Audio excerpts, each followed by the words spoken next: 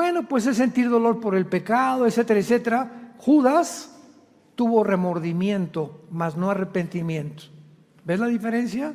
Entonces no simplemente es, pues me siento mal de lo que hice, ¿verdad? Perdóname. No, tiene que haber un arrepentimiento que significa ir caminando en un solo lugar y no solamente me duele, sino darte una media vuelta completa y caminar en sentido contrario.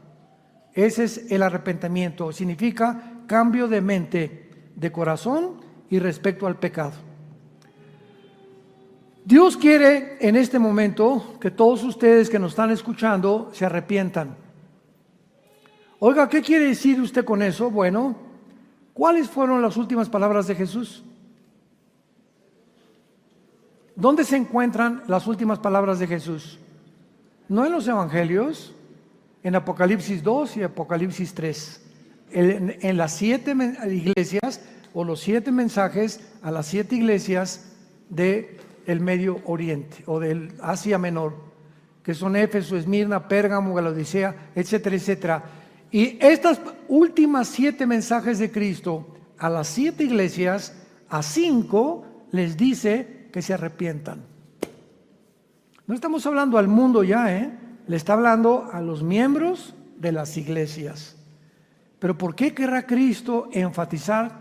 De 5 iglesias, 2 se salvaron, que necesitaban arrepentirse y después revelarles todo el libro del Apocalipsis, porque Cristo sabe perfectamente bien que el que piensa que está firme, ¿por qué vas a caer? Porque creíste que estabas firme. No, yo puedo irme con mi compadre y puedo darle consejo a una muchacha joven y puedo ver pornografía. El domingo voy a la iglesia, voy al estudio bíblico, puedo tener de vez en cuando películas pornográficas y puedo pues deber dinero y no pagarlo. Y al cambio que soy cristiano. Y cuando comienzas a pensar que tú estás firme, te estás engañando. Porque nadie puede estar firme separados de Jesús. ¿Separados de mí? ¿Quiénes son los que caen? Los que creen que viven sin necesidad de caminar con Cristo. Cuando ya tienes 3, 4 días que no lees la Biblia, 3, 4 días que no tienes devocionales, porque crees que estás firme y por eso vas a caer.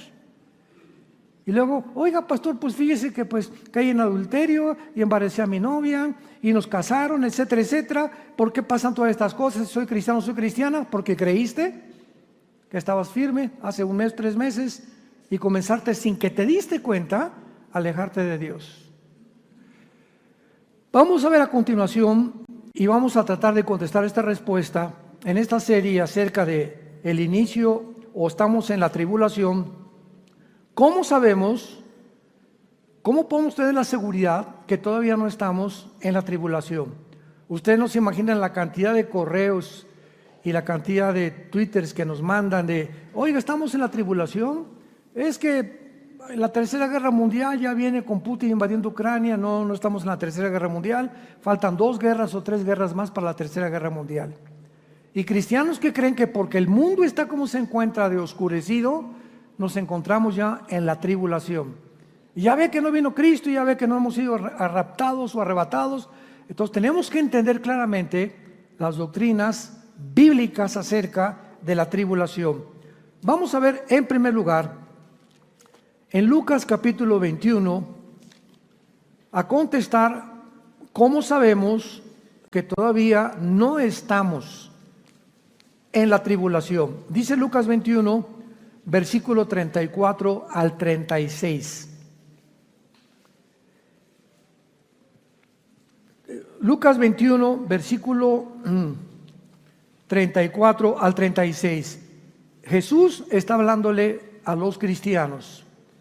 Miren también por vosotros mismos que vuestros corazones, noten todas estas palabras de advertencia, que vuestros corazones no se carguen de glotonería y embriaguez y de los afanes de esta vida, y venga de repente sobre vosotros aquel día, porque como un lazo vendrá sobre todos los que habitan sobre la faz de toda la tierra.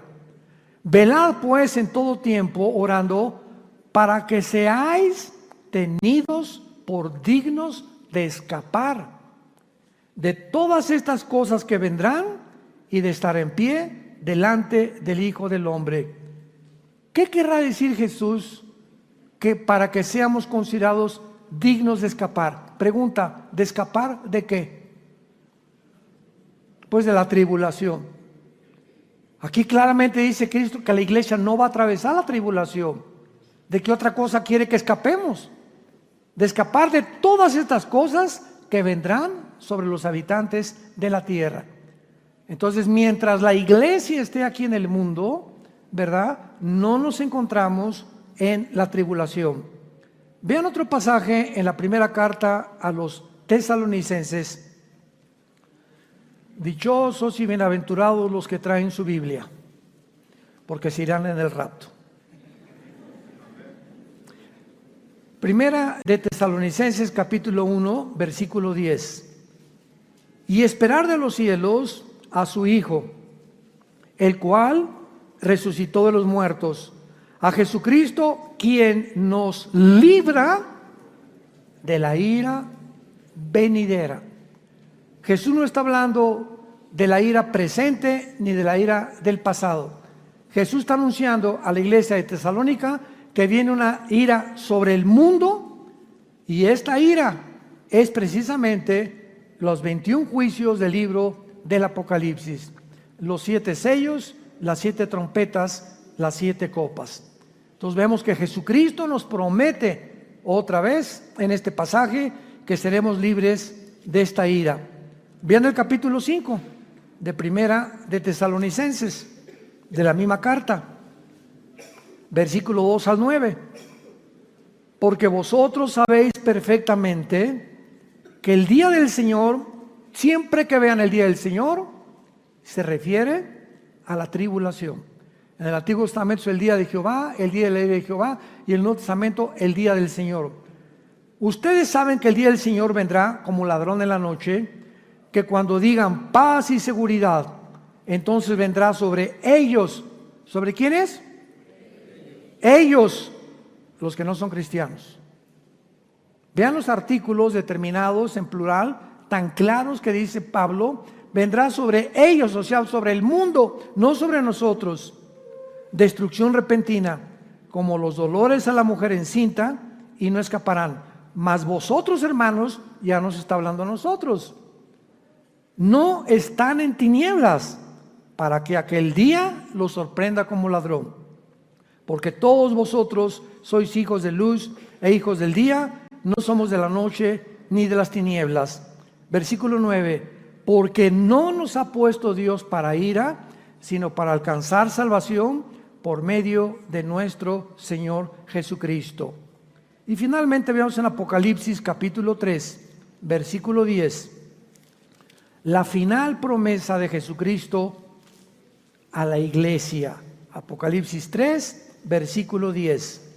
Por cuanto has guardado la palabra de mi paciencia, yo también te guardaré de la hora de la prueba, que ha de venir sobre el mundo entero, para probar a los que moran sobre la tierra, no a nosotros, sino a los moradores de la tierra, por cuanto has sido fiel, por cuanto has sido obediente, por cuanto amaste a tu esposa como te dije que la amaras, por cuanto fuiste un buen ejemplo para tus hijos, por cuanto te mantuviste honrado, por cuanto nunca tuviste miedo de la persecución ni del qué dirá mi familia, qué dirá mi compadre, qué dirá en mi trabajo, que leo la Biblia y que soy cristiano. Por cuanto mantuviste tus convicciones internas, te voy a guardar y vas a escapar.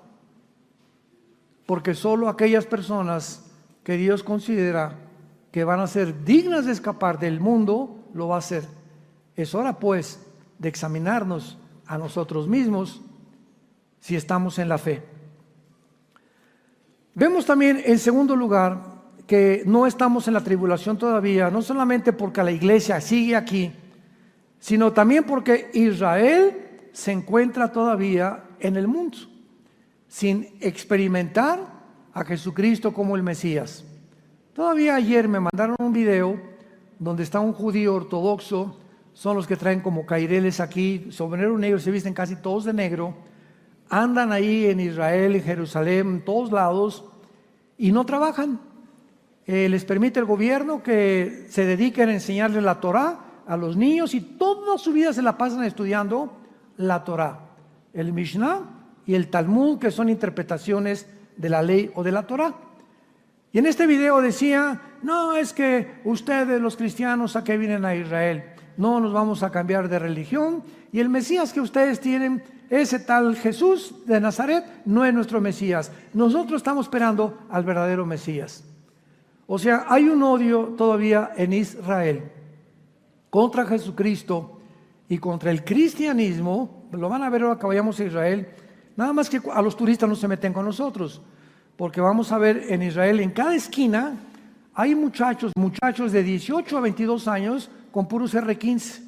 Pero así están súper armados, pero por todos lados vemos gente armada, ¿verdad? Está súper cuidado. Con los turistas nunca ha habido problemas, gracias a Dios. Y ellos lo saben y el gobierno los detiene si tratan de hacer algo con nosotros. Los que son medio agresivos son los niños palestinos, porque Jericó y la franja de Gaza se meten a Israel y cuando ven así turistas esas cosas, ves a los niños de 7, 8 años de edad, no mayores de 10 años, con un odio en sus ojos como no se imaginan, pero así con un odio jarocho. Vemos pues que Israel todavía se encuentra y la iglesia cristiana, y entonces cuando Israel se convierta, que nosotros ya no vamos a estar aquí, precisamente la tribulación probará los corazones de los judíos, y ahí en la tribulación, ahí van entonces ellos a entender y a conocer que Jesucristo es el Mesías. Y dice la Biblia, vayamos rápido al libro de Zacarías en el Antiguo Testamento, y veamos de qué forma la Biblia describe la conversión de los judíos de todo Israel, cosa que todavía no ha sucedido. Aunque se cuenta o se calcula que hay más de 175,000 judíos mesiánicos les llaman. Cuando un judío étnico de mamá judía o nacido en Israel se convierte y acepta a Jesucristo, lo expulsan de su casa, lo expulsan de la familia y les llaman judíos mesiánicos, porque para la religión de ellos es una vergüenza que hayan cambiado de religión y que acepten a Jesús como el Mesías. Y hay 185,000 judíos repito, étnicamente en el mundo que creen que Jesús es el Mesías, contra más de 8 o 9 millones que creen que no es. Entonces dice aquí en Zacarías capítulo 12, versículo 8, está hablando del día que Jesús venga. En aquel día Jehová defenderá al morador de Jerusalén. El que entre ellos fuere débil en aquel tiempo será como David, y la casa de David como Dios, como el ángel de Jehová delante de ellos. Y en aquel día yo procuraré destruir a todas las naciones que vinieron contra Jerusalén. Está hablando de la tercera guerra mundial, de la batalla del Armagedón. Versículo 10. Y derramaré sobre la casa de David y sobre los moradores de Jerusalén espíritu de gracia y de oración, y mirarán a mí, a quien traspasaron, y llorarán como se llora por hijo unigénito, afligiéndose por él como quien se aflige por el primogénito. Vemos pues que cuando aparezca Jesucristo, los judíos finalmente mirarán al que traspasaron.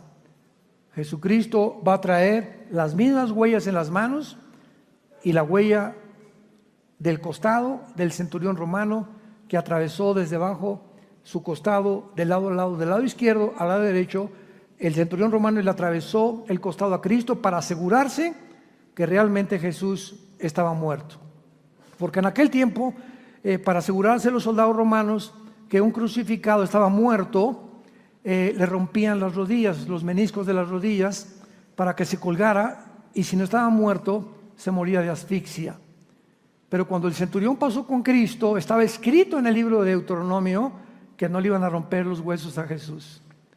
Y cuando el centurión pasó por Jesucristo, vio que estaba muerto. Él era experto en muertes, pero dijo, como decimos en México, por si las moscas, ¿verdad? Por si aquello que pueda quedar, mejor lo atravieso, porque si bajaban a alguien que estaba vivo, a los soldados los mataban. El gobierno romano no podía perdonar que bajaran a un crucificado vivo o que estuviera agonizando. Tenían que morir en la cruz. Y por eso lo atravesaron de lado a lado a Jesucristo. Ahora muy bien, ¿qué va a suceder mientras tanto en el mundo que nos encontramos actualmente cuando la iglesia termine con el rapto y el mundo se acerque a los próximos juicios de Dios?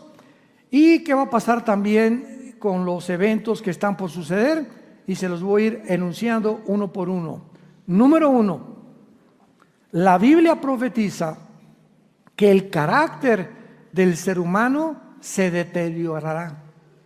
Más y más y más, y el mundo se va a precipitar en una espiral cada vez más profunda de engaños demoníacos, de mentiras hacia su propia destrucción, cada día más rápido.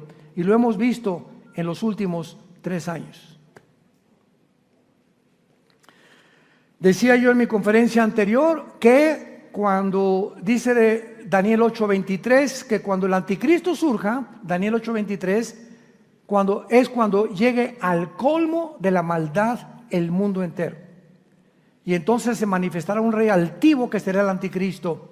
Yo le pregunté a Dios hace algunos meses, ¿cuándo se puede considerar que el mundo ha llegado al colmo? Porque siempre ha habido guerras y homosexualismo y divorcios, etcétera, etcétera. Pero jamás en la historia, nunca, el mundo llegó a lo que ha llegado en el siglo XXI, de atreverse las naciones de legislar la pedofilia. No hay más maldad que esta. No puede haber más maldad que esta, que destruir a un niño sexualmente, que tratar de adoctrinar a una criatura que no tiene ni conciencia siquiera si es hombre o mujer, y decirle: no eres príncipe, vístete como princesa, princesa, vístete como príncipe, y autorizar que los adultos tengan relaciones con ellos. No hay más crimen más grande que el ser humano pueda cometer que este. Porque ni en los animales siquiera se ve esta desgracia y esta degradación a la que el mundo llega. Oremos, porque en México está a punto a pasar para legislar la pedofilia en nuestra República Mexicana. En Finlandia ya la autorizaron, en países de Sudamérica lo están autorizando, en Europa también. El mundo ha llegado a una maldad indescriptible. Más crímenes no puede ser más grande que esta maldad del ser humano. En tercer lugar, la economía del mundo empeorará cada vez más, con mayores inflaciones, provocando el aumento de precios de los productos, el estrés, la ansiedad de la gente, la avaricia, la corrupción, la ambición de los empresarios, de los banqueros, de los gobiernos, de los políticos, de los comerciantes. Vendrá una ambición y una avaricia por el dinero desmedida como jamás hemos visto en la historia. Yo tengo unos amigos en Estados Unidos que estaban afiliados a uno de los bancos más grandes del mundo en prestigio, y de la noche a la mañana le sacaron como $60,000 de su cuenta, de la noche a la mañana, y ya han mandado cartas a este banco, etcétera, etcétera, y no le han contestado y se la están haciendo muy cansada, ¿verdad?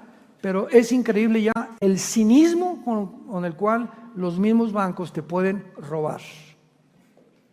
Decía el doctor cristiano en California: los más grandes ladrones del mundo son los banqueros, porque son de cuello blanco, te roban con corbata, explotan, los intereses que cobran son inmensos, te quitan el dinero, te roban el dinero, te meten abogados para no pagarte, etcétera, etcétera. Es una avaricia y es una ambición por el dinero y por las cosas de este mundo como nunca lo habíamos visto. Esto se viene sobre el mundo. Veamos rápidamente esta verdad en Santiago capítulo 5 en el Nuevo Testamento. Está casi al final de la Biblia, Santiago, para que no te vayas a Éxodo. Y dice el apóstol Santiago que era hermano de Jesucristo. Este Santiago que escribió esta carta era hermano de Jesucristo. Capítulo 5 dice Santiago: vamos ahora, ricos, lloren y huyen por las miserias que les vendrán. Vuestras riquezas están podridas y vuestras ropas están comidas de polilla. Vuestro oro y plata están enmohecidos y su moho testificará contra vosotros y devorará del todo vuestras carnes como fuego. Escuchen esto: habéis acumulado tesoros para los días postreros.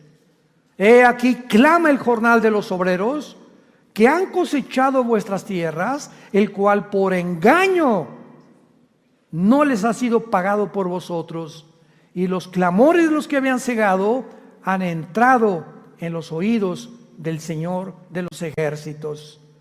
Han vivido en deleite sobre la tierra, han sido disolutos, han engordado vuestros corazones como en día de matanza.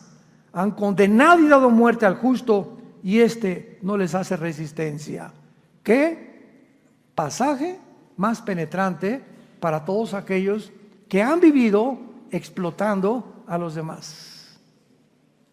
Y no necesitas ser un gran banquero, un gran político para explotar. Tú puedes explotar al muchacho que tienes en tu casa lavándote los carros, puedes explotar a tu sirvienta, puedes explotar a una persona que trabaja al velador de tu oficina, dándole una miseria de sueldo cuando sabes que no le alcanza ni siquiera para una canasta de comida, como está ahora la situación.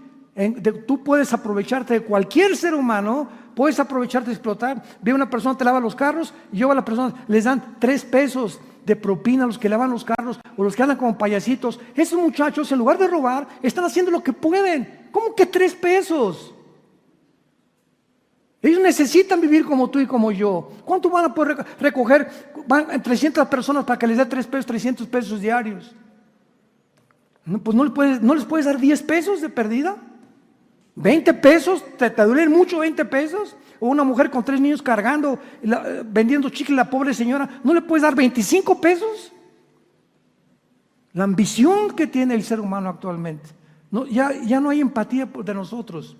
Ya los vemos, ¿verdad? Y, quítate, no me ensucies mi coche. Aumentarán en tercer lugar los desastres naturales en intensidad y en frecuencia, como terremotos, tsunamis, huracanes, erupciones volcánicas. Todas estas consecuencias vendrán sobre el mundo. Y lo más interesante de esto es que se juntó un grupo de hombres dirigidos por un hombre llamado Klaus Schwab, que es un político de agencias no gubernamentales, juntando a políticos. Se juntan en Suiza una vez al año para planear qué pueden hacer con la humanidad. No son gobernantes, son una élite de multitrillonarios de lo que tienen. Y vemos nosotros que están tratando de propagar una cortina de humo en el mundo diciendo el clima. El clima por acá, ¿se acuerdan de la niña que sacaron creo que de Noruega, que se puso en un programa de televisión a decir que ya tienen basura, que esto y que el otro, y le están echando la culpa a todo lo que pasa al clima, cuando hay problemas muchísimo más importantes que eso, pero cuando despegan y propagan que el clima, distraen de los problemas verdaderos en los que la humanidad se encuentra. Como la inmoralidad, ¿verdad? Como el problema de los banqueros que platicábamos. Entonces, es interesante que no es el clima. Fíjense ustedes la ignorancia de la Biblia. Cuando Adán y Eva pecaron, antes del pecado de Adán y Eva, las flores no tenían espinas. Los animales no mordían, no había ferocidad. Las reptiles y las arañas, arácnidos, no tenían veneno tampoco. Todo alrededor era santa paz. O sea, la genética de las semillas de los árboles, la genética de los reptiles, de las cobras, de las cascabel, de los hienas, de los leones, etcétera, etcétera, su genética no era agresiva. No atacaban al ser humano. Al grado que cuando Dios le dijo a Adán, ponle nombre a todos los animales, no le hizo el león, no te acerques, ¿verdad? Porque no existía eso. Pero en el momento en que Adán y Eva pecan, cambia la genética alrededor en el mundo ecológicamente. O sea, la naturaleza estaba asociada con nosotros los seres humanos y sigue estando asociada con nosotros. Entonces, todo lo que hemos visto actualmente, terremotos y tsunamis, etcétera, etcétera, es porque la maldad del ser humano ha llegado a tal grado que ahora descalifican la maldad del ser humano y la atribuyen a que echamos papeles en la calle, a que hemos inundado desde luego con petróleo los mares y ahora pues ya no respiramos ni el 92% de nitrógeno y 4% de oxígeno y gases que tiene el aire que respiramos. Ahora hasta nos mandan no respirar tapándonos la boca. O sea, todo está movido alrededor, ¿verdad?, para nuestra propia autodestrucción. Pero qué interesante que la Biblia nos muestra que mientras más maldad, el mundo se vuelve contra nosotros. La naturaleza se vuelve contra nosotros. Veamos esta verdad porque todo lo tenemos que respaldar con la Biblia en Isaías capítulo 26. Perdón, Isaías 24, en el Antiguo Testamento. Dice así, Isaías 24. Aquí encontramos una profecía de hace 2700 años, damas y caballeros, santos de Dios. Isaías 24, versículo 3 al 6. La tierra será enteramente vaciada. ¿Hace cuánto fue escrito esto? 2700 años. Vean lo que vio este profeta. Completamente saqueada, porque Jehová ha pronunciado esta palabra. Se destruyó, cayó la tierra, enfermó, cayó el mundo y enfermaron los altos pueblos de la tierra. Atención, y la tierra se contaminó bajo sus moradores. ¿Ya lo vieron? La tierra se contaminó bajo sus moradores y nos da 3 razones Dios por lo cual el mundo se encuentra como se encuentra. Número 1, porque traspasamos las leyes. Número 2, porque falsearon el derecho. Y número 3, porque quebrantaron el pacto sempiterno. Cuando Dios creó al ser humano, le dijo, no eres Dios. Hay líneas que no debes de cruzar. Yo soy el legislador de la moral, no eres tú. No cometerás adulterio, no harás esto, no harás aquello, no tendrás sexo antes de casarte, cuando te cases será con tu esposa, vas a respetar a tu prójimo, no desearás otra mujer que no sea tu esposa, no desearás los bienes de otras personas. Son líneas que si tú las traspasas, vas a acarrear consecuencias sobre tu vida automáticamente, que en la Biblia le llama maldiciones. Automáticamente se viene sobre ti, al quebrar una ley natural, se vienen sobre ti maldiciones espirituales. Y dice la Biblia que una de las razones por las cuales nosotros que vivimos en un mundo ya completamente saqueado y enfermo, en un abismo, es porque los seres humanos han falseado el derecho en segundo lugar. No hay justicia, hay una injusticia, una explotación como lo vimos en Santiago a las clases menores, a las clases pobres, a las clases que no tienen para poder quejarse. Hay una injusticia en los juzgados, en los ministerios públicos, en los gobernantes, en los presidentes. Por todos lados el mundo clama justicia, justicia, justicia. Vivimos un mundo de injusticias, han falseado el derecho. Tienes dinero, te va bien con tus abogados. Si no tienes dinero, el rico seguirá explotando al pobre y los políticos se seguirán vendiendo para poder realmente decir que distribuyen la justicia vendiéndose a los ricos. Este es el mundo que vivimos. Y aquí está. Entonces no le eches la culpa que echaste los papeles fuera del cesto de la basura. Todo esto es el resultado y la consecuencia de la moral del ser humano podrida en la que nos encontramos. Y tercer lugar, quebrantaron el pacto sempiterno. ¿Cuál es el pacto sempiterno? El matrimonio. El matrimonio es la institución más santa, más sagrada. Cuando digo más, es el pilar de la Biblia que Dios instituyó. Antes de escuelas, de políticos, de gobernantes, instituyó la institución del matrimonio, lo más santo y lo más sagrado. ¿Por qué? Porque el matrimonio entre un hombre y una mujer son el pilar para la sobrevivencia de cualquier sociedad. Si el matrimonio está mal el país. Porque los países están formados por familias. Y cuando las familias comienzan a desmembrarse, no, en la economía, y el otro, y el comercio, y creemos que todo el dinero está por allá, un mejor gobernante, ojalá que haya un político que me caiga bien, y todo lo atribuimos así como ciegos, sin darnos cuenta que es dentro de nosotros la podredumbre. ¿Y por qué me vale mal en mis negocios? Porque tratas mal a tu esposa. 1 Pedro 3:18, maridos traten a sus mujeres como vasos frágiles para que tus oraciones no tengan estorbo. ¿Por qué no te ha contestado Dios? Ve y pídele perdón a tu esposa, pídele perdón a los que has ofendido. Antes que traigas tu ofrenda, dice Dios, reconcíliate con los demás. Ese es el sacrificio que yo busco en tu vida. Y si tú no lo haces, se viene sobre ti maldiciones, tarde o temprano. Vemos pues por todos lados en la palabra de Dios cómo se nos explica. En cuarto lugar, ¿qué eventos podemos suceder, verdad? Se viene la guerra nuclear.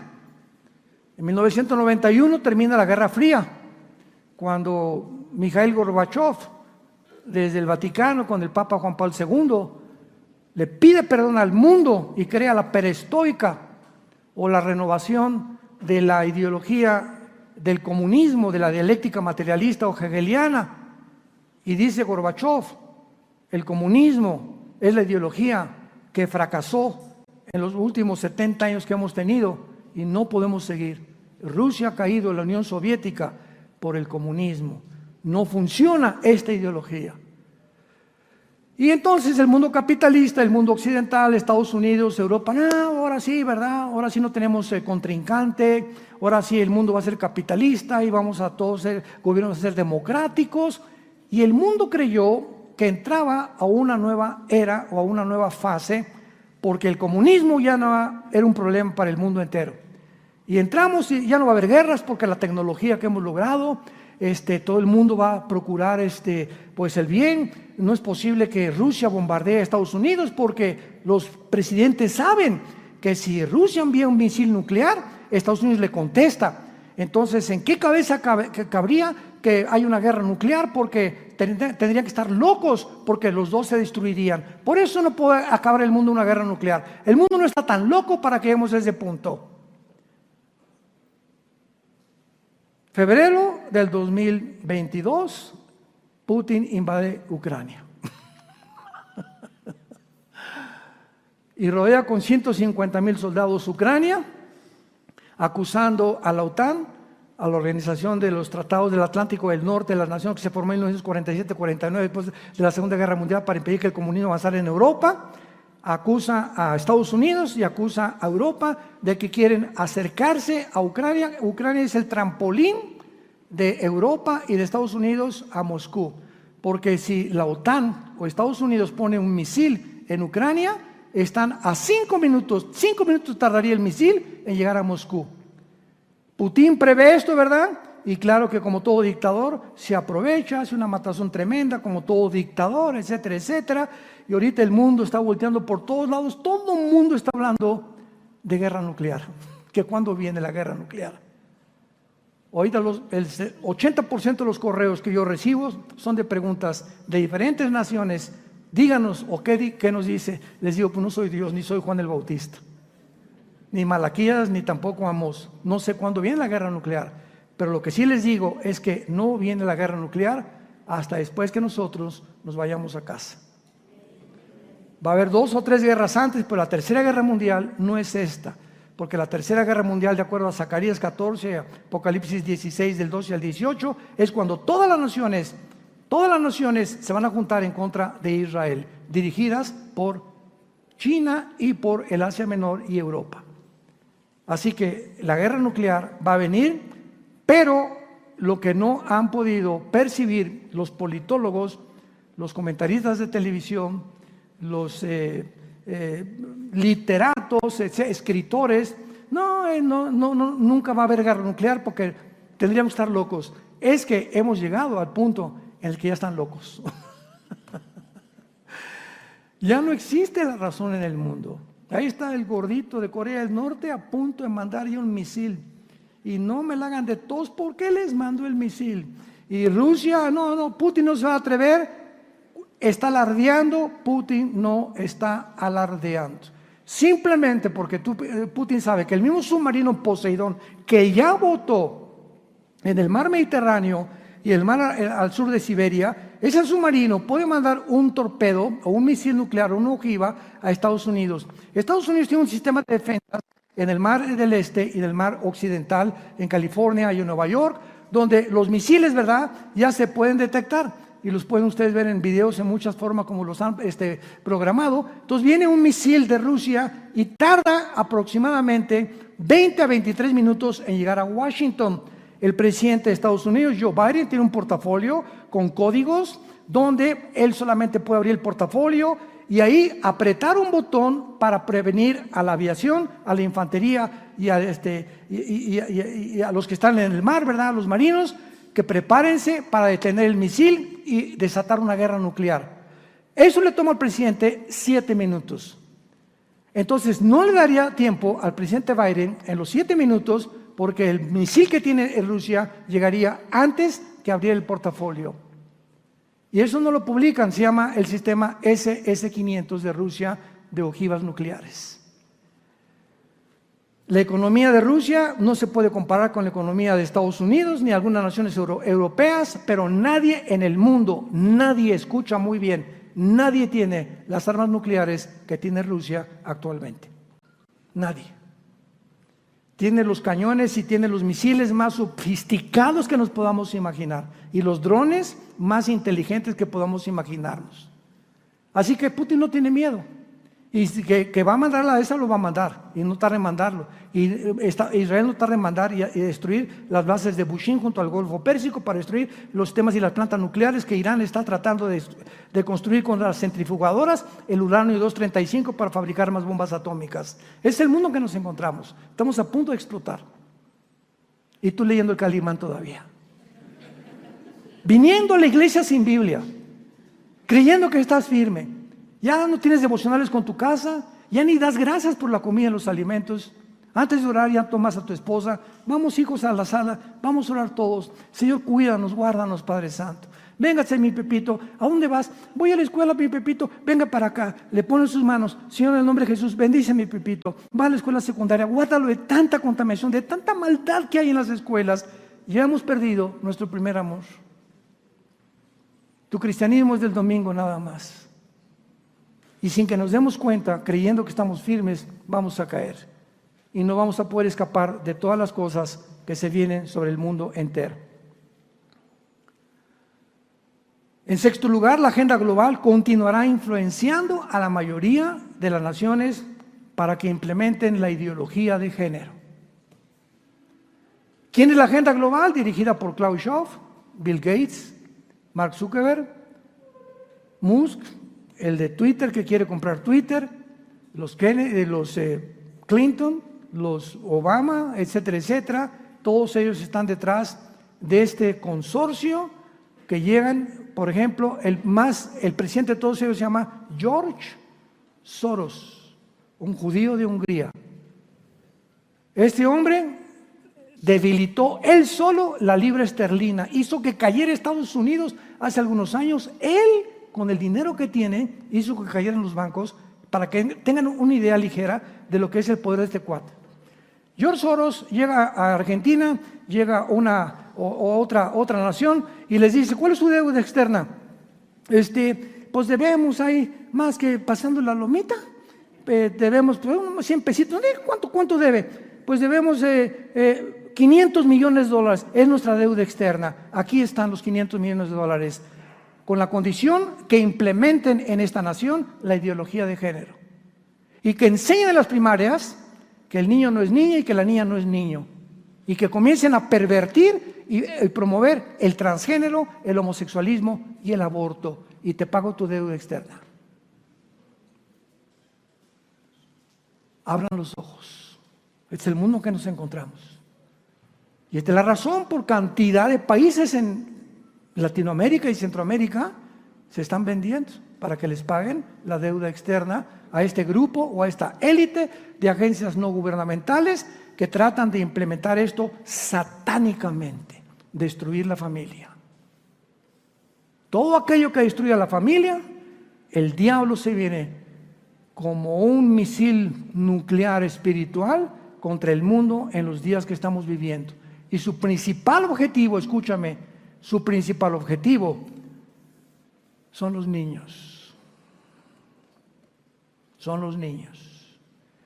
Ahora puedes entender por qué en Disney, ve a Disney allá en Orlando, en Florida, o en California, llegan los niños a Disney y les entregan un papel, por favor, aquí dentro de Disney, el que fundó Disney y el paraíso de los niños, por favor, no puedes aquí en el parque infantil de Disney decirle a nadie él o ella. Háblales en términos neutros. Aquí no hay hombres ni mujeres.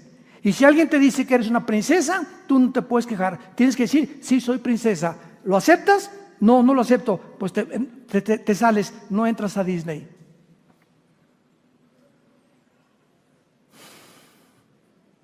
Hace poco mi esposo y yo estábamos en una tienda en Estados Unidos de Disney.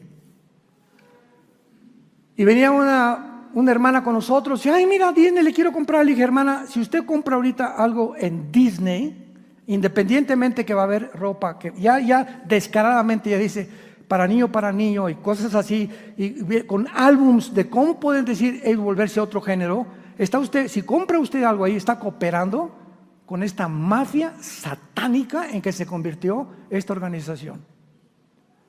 No compre usted nada, hay que boicotear completamente estas mafias que están tratando de arruinar la mente psicológicamente y espiritualmente de nuestros hijos.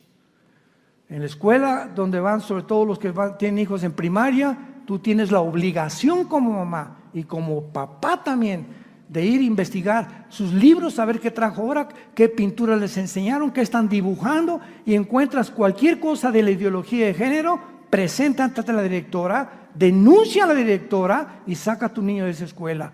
Y prefiero, como decía la mamá de los Wesley, que tuvo 10 hijos, prefiero que mis hijos sean burros y santos a que sean inteligentes y diablos.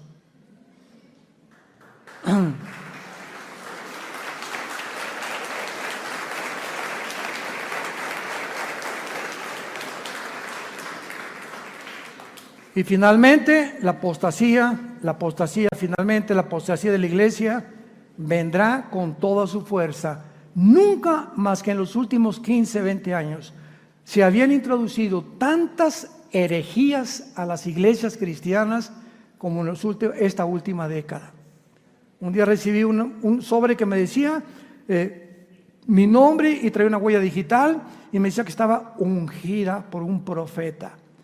Abrí la carta y me decía, si usted ora por mí, vamos a orar para que no tenga maldiciones en un año. Y nos reímos. No se imaginan los miles de cristianos que mandan dinero a estas organizaciones.